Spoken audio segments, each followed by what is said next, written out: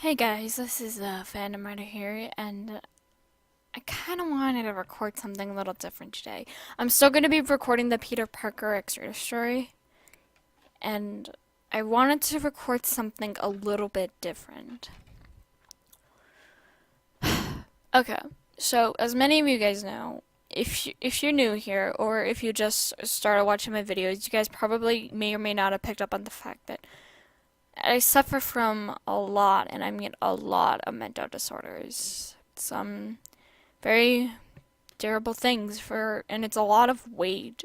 I suffer from, to list it all off, I suffer from long-term depression, social anxiety, bipolar disorder, autism, and I might, and I still am in the process of seeing if I have PTSD.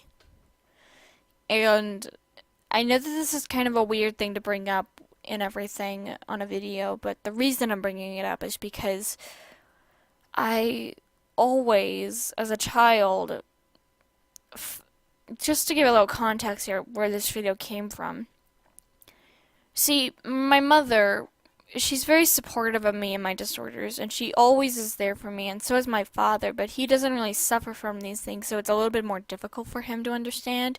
But my mother has gone through these things and much worse as a child, so she understands the pain of these disorders.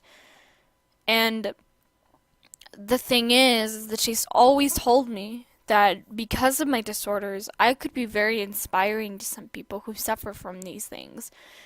And I honestly agree. I really do. I just never have had the inspiration nor the motivation to write down my own life, mainly because despite the fact that I suffer from so much, my life, aside from the tragic things, is pretty uneventful. I'm just a normal girl with a couple of tweaks here and there.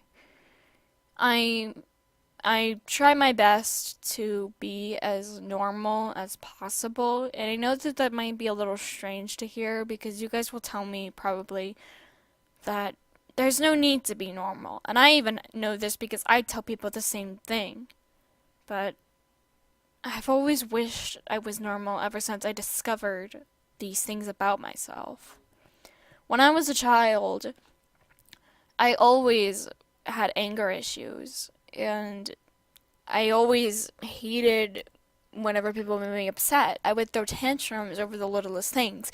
If you told me I need to brush my hair, I'd throw a fit over that, and I know that because I did once.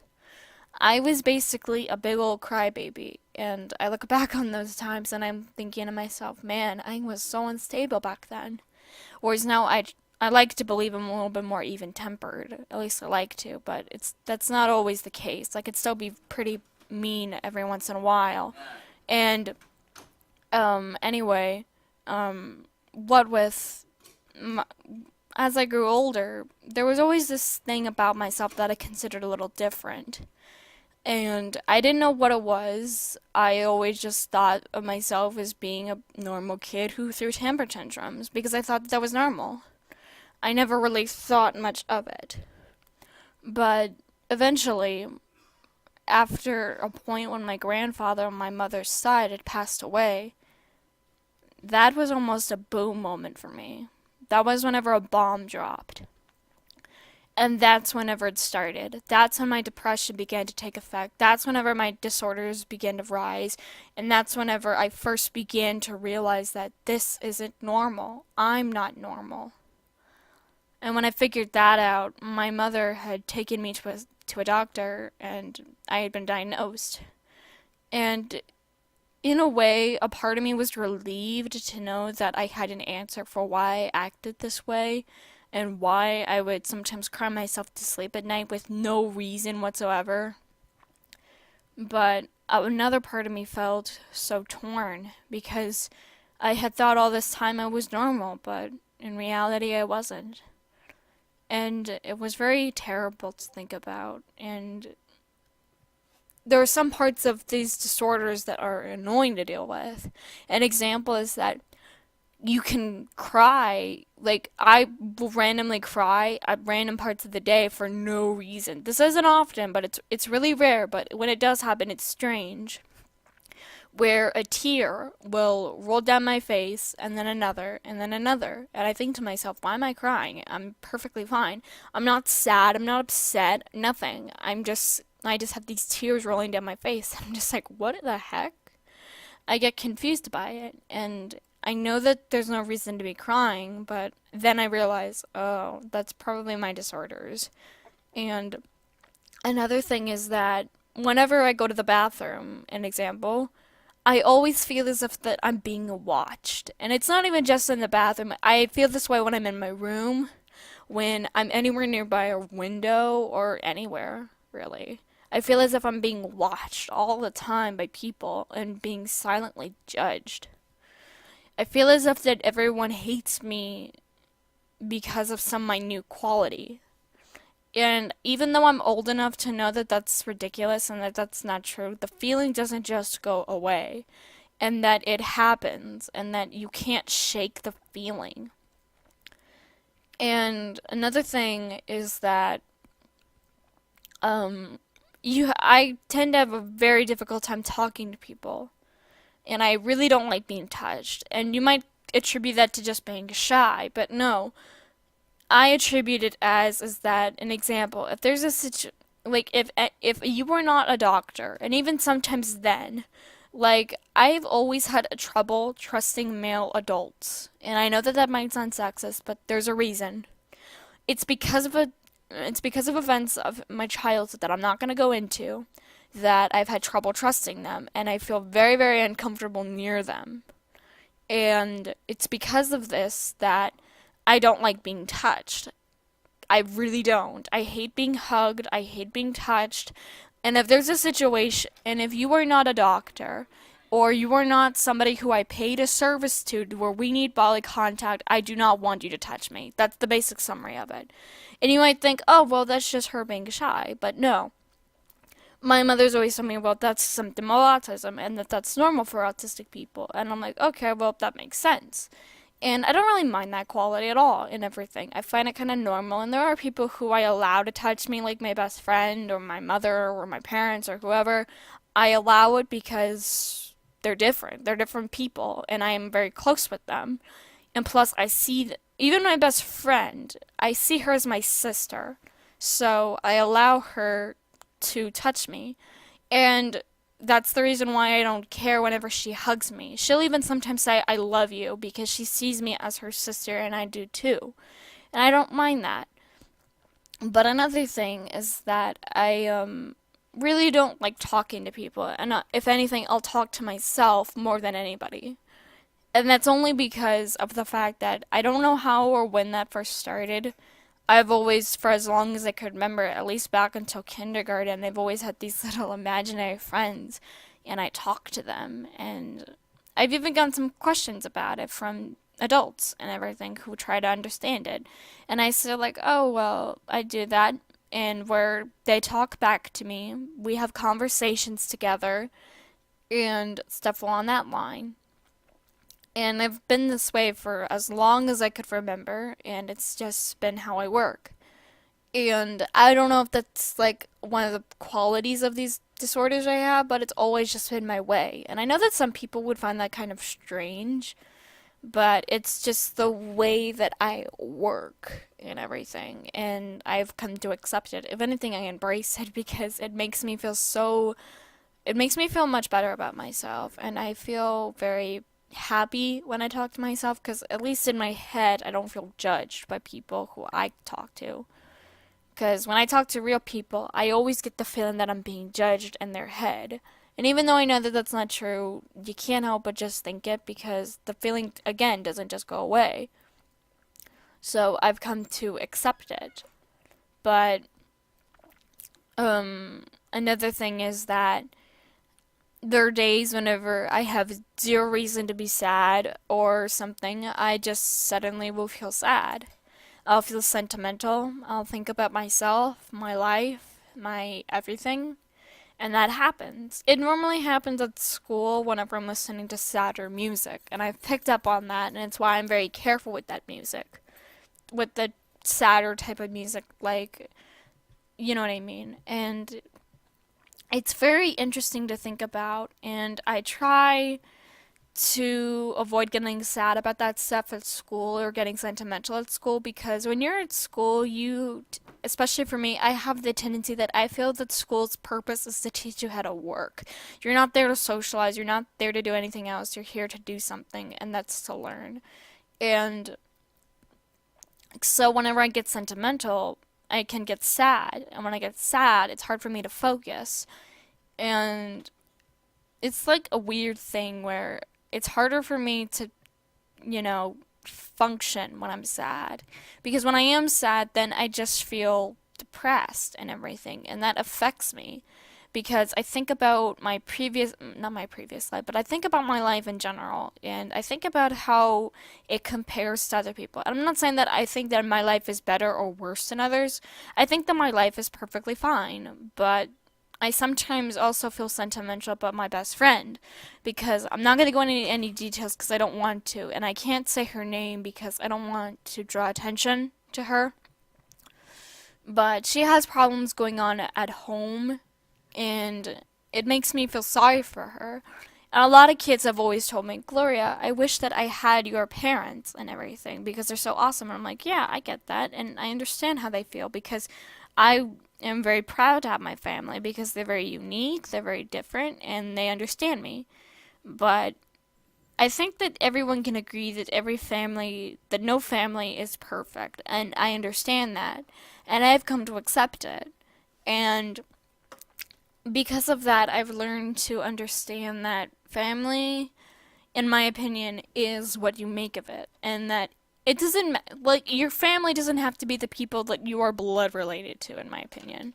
Because you can be blood related to your family and despise them. You could be blood related to your family and love them. And every family, in my opinion, is case by case. And all that stuff. And I try to always think to myself on how family is, in my opinion, it comes first before anything else, because I defend my family with everything I have, and I will never stop because my family is literally the reason I pursued this. My mother is the reason I pursued the idea of writing a book about my life. My father is the person who made me pursue video games and stuff.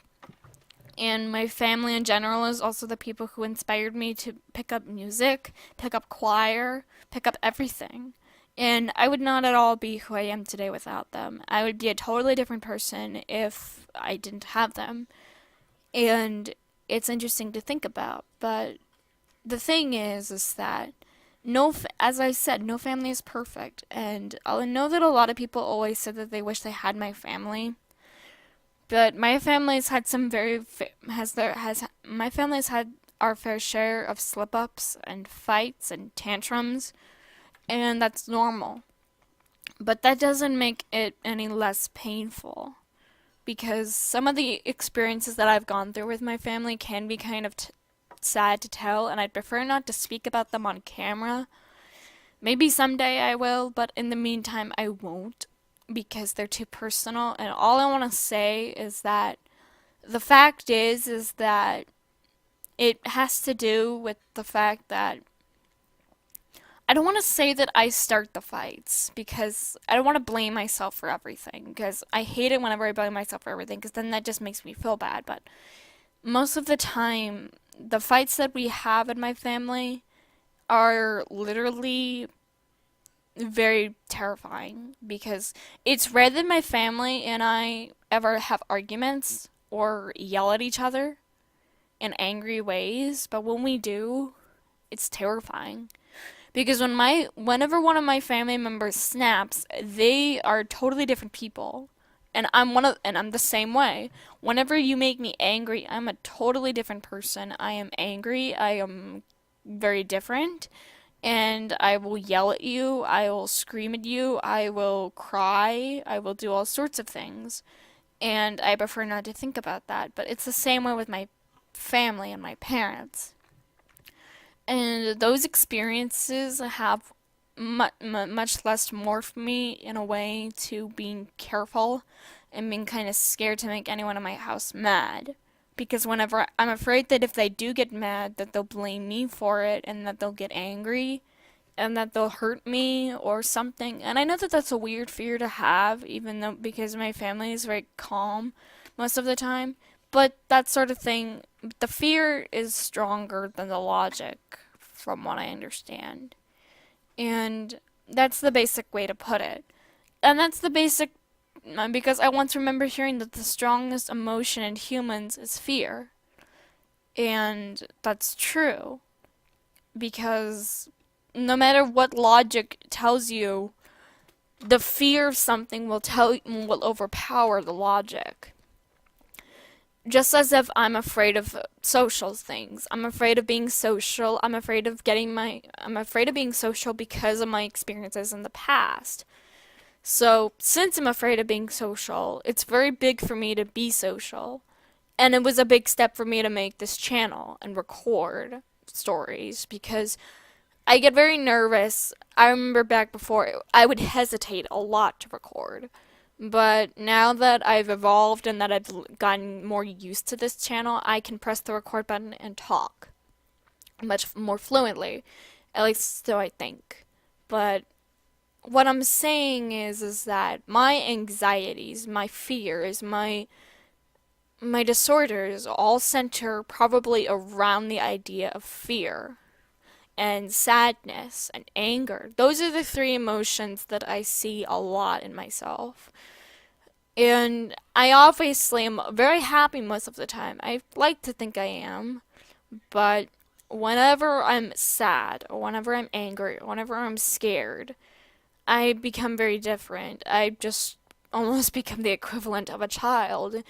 And I run, I hide until I feel better. I will hide in my room until, or I will hide in a place that I won't be disturbed, and I will just wait it out. I will try my best to wait and not, you know what I mean? Like, just try and wait out the fear.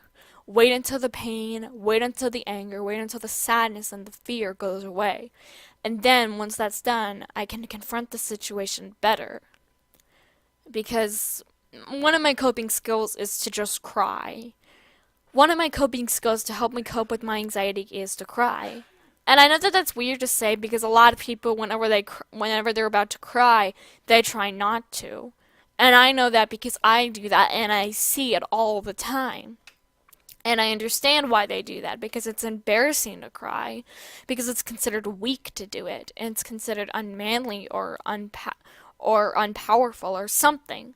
People are afraid to cry because they are afraid of being judged, and I know that because that's how I feel about it, and that's how many other people I see feel about it.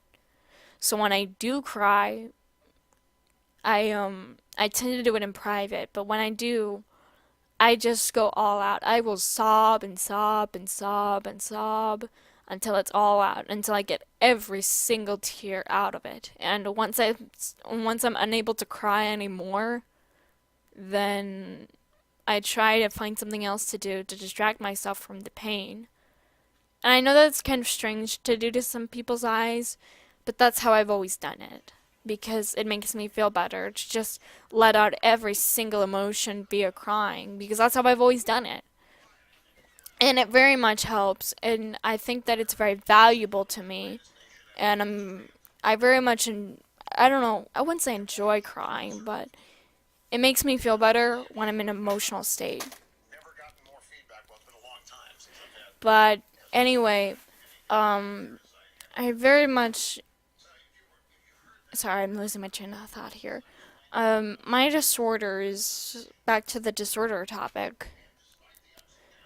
I know that I'm definitely not the only person in the world to suffer from these disorders, and I know that because of the fact that I have seen many other people go through much worse situations at whether it's at home or at school or at both, and I see it, and it's very sad because I think to myself on how I'm suffering enough as it is, and when I compare it to them, it makes me all the more depressed because I just think to myself, I wish I could take care of it. Especially when it comes to my subscribers, because when it comes to you guys, When I see you guys talking about your pain, when I see you guys talking about your sadness and your pain, I'm flattered that you trust me with it, but I always have wished that I could take every ounce of that pain for myself. And that's what really tears me up because I can't. And my disorders are really important to me in a weird way because they shape me into being a stronger person. And I'm still learning, even after coming close to 16 years of living, I'm still learning how to cope with my timidity. I'm learning to cope with my anxieties, with my fears, with my pressures.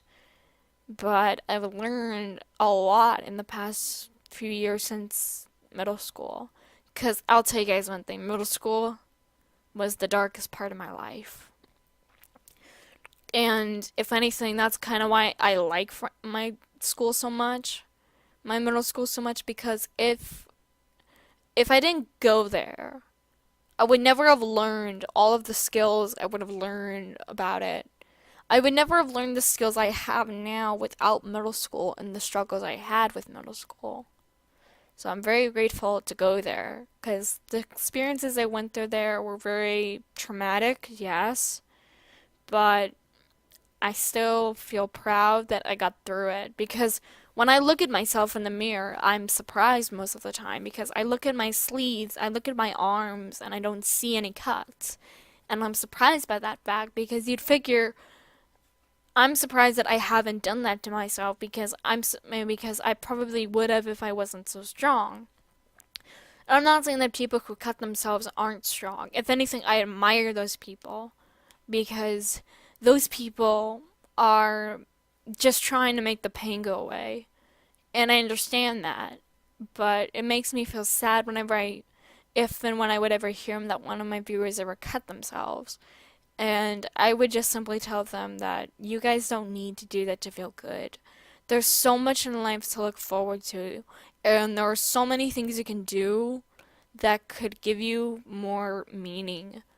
And even if it's something as simple as taking up a hobby, that will help in the long run.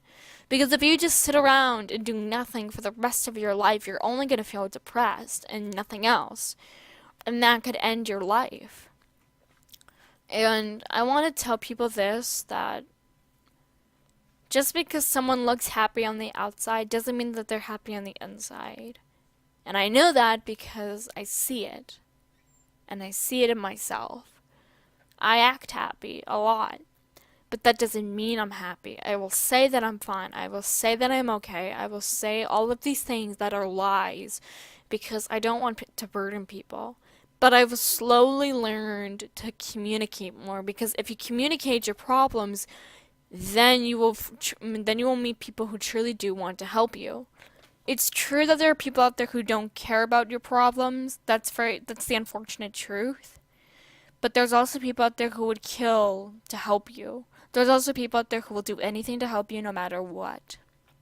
And that's my personal favorite thing when I see people helping others. It makes me so happy. And it makes me happy when I see people in this community on this channel helping others. It warms my heart beyond belief because it doesn't just show that you guys are kind to me, you guys are kind to each other. Because not all communities are like that. There are communities out there that are kind to the head of the community, but not so much to each other. But anyway, I think I've gone on long enough. I will try to post a new blog entry on my blog. I will post a link down below to the blog that I recently started. I have plenty of free time today, at least I should. Maybe not tonight though, because I'm going to a musical tonight, which is going to be fun. But I will try my best to record the Peter Parker Exeter story, and I'm also working on several other stories, Marvel and Teenage Mutant Ninja Turtles.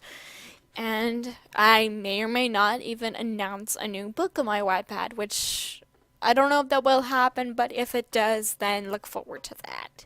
But anyway, guys, this has been Phantom Rider, and I'll be seeing you all very soon. Bye-bye.